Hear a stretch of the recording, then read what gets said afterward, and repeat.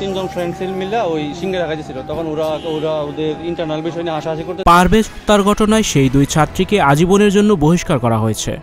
Viewers, পুরো ভিডিওটি দেখে অবশ্যই আপনার মতামতটি জানিয়ে দিন। প্রাইম এশিয়া বিশ্ববিদ্যালয়ের শিক্ষার্থী জাহিদুল ইসলাম পারভেজ হত্যার ঘটনায় ওই দুই ছাত্রীকে বহিষ্কার করেছে university of scholars.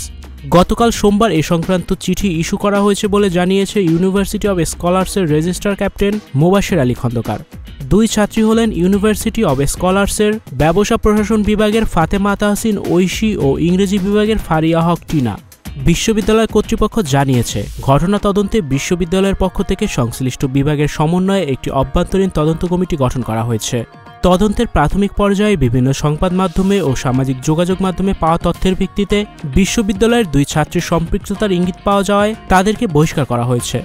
Studio 4D আপনাদের জন্য নিয়ে এসেছে শীতাতাপ নিয়ন্ত্রিত স্টুডিওর সুবিধা, আছে অত্যাধুনিক মেকআপ রুম। বিস্তারিত জানতে এখনই কল করুন 01974860664। হাউসটি দেখতে চলে আসুন আমাদের ঠিকানায় শেখেরটেক রোড নাম্বার 9 বাড়ি 24। রেজিস্ট্রার ক্যাপ্টেন মুবাশির আলী খন্দকার জানান, প্রাইম এশিয়া বিশ্ববিদ্যালয় কর্তৃপক্ষ একটি চিঠির মাধ্যমে অভিযুক্ত দুই ছাত্রীর সম্পর্কে জানতে চেয়েছিল। এরপর প্রাথমিক তদন্তের ভিত্তিতে আমরা তাদের সাময়িক বহিষ্কারের সিদ্ধান্ত নিয়েছি।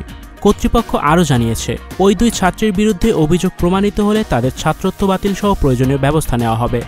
জানা গেছে, ঘটনার দিন নিহত পারভেজ প্রাইম এশিয়ার গলিতে চা সিঙ্গারা খাওয়ার জন্য গিয়েছিলেন। সে সময় সেখানে তিনজন ছাত্রী ছিলেন। ওই ছাত্রীদের দেখে পারভেজ হাসাহাসি করছে বলে দাবি করে অভিযুক্ত ছাত্রীরা তাদের বন্ধুদের ফোন করেন।